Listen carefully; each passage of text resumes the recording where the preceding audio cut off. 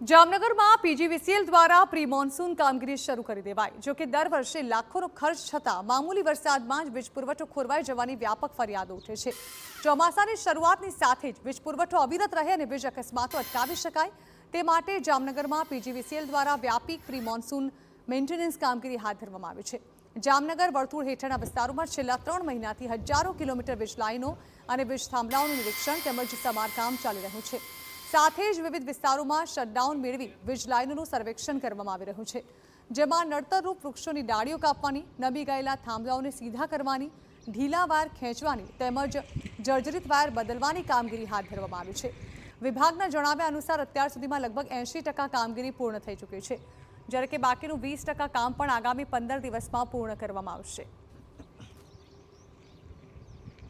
છેલ્લા 3 મહિનાથી જ્યારે શટડાઉન અવેલેબલ હોય છે ત્યારે એનું લાઈન સર્વે કરીને જ્યાં પણ જરૂર પડે એવી જગ્યા ઉપર ત્યાં ઝાડ કાપવાનું કામ, થાંભલા સીધા કરવાનું કામ, વાયર ખેંચી આપવાનું કામ અને જ્યાં બહુ જર્જરિત વાયર થઈ ગયા હોય અને તેની સેન્કશન મળી ગઈ હોય ને એપ્રુવલ્સ હોય એમાં વાયર બદલવાના કામગીરી કરવામાં આવે છે। અત્યાર સુધીમાં 80% જે કંઈ કામો છે એ પૂરા થઈ ગયા છે। બાકીના 20% કામો છે એ આવતા 15 દિવસમાં પૂરા કરી દેવામાં આવશે। તો બીજી તરફ વિપક્ષે ફરી પ્રી મોન્સૂન કામગીરી સામે સવાલ ઉઠાવ્યા છે। વિપક્ષ કોંગ્રેસે આક્ષેપો કર્યા છે કે પ્રી મોન્સૂન મેન્ટેનન્સના નામે લાખો રૂપિયાનો ખર્ચ કરવામાં આવે છે, છતાં વરસાદની શરૂઆત થતાં જ અનેક વિસ્તારોમાં વારંવાર વીજ પુરવઠો ખોરવાઈ જાય છે। મેન્ટેનન્સ કામગીરીના બહાને વારંવાર શટડાઉન અને વીજ કાપ આપવામાં આવે છે, પરંતુ સામાન્ય વરસાદમાં જ કલાકો સુધી વીજળી ગુલ થઈ જાય છે। પ્રી મોન્સૂન કામગીરી માત્ર કાગળ પર અથવા દેખાવ પૂરતી હોવાનો આક્ષેપ કોંગ્રેસે કર્યો છે।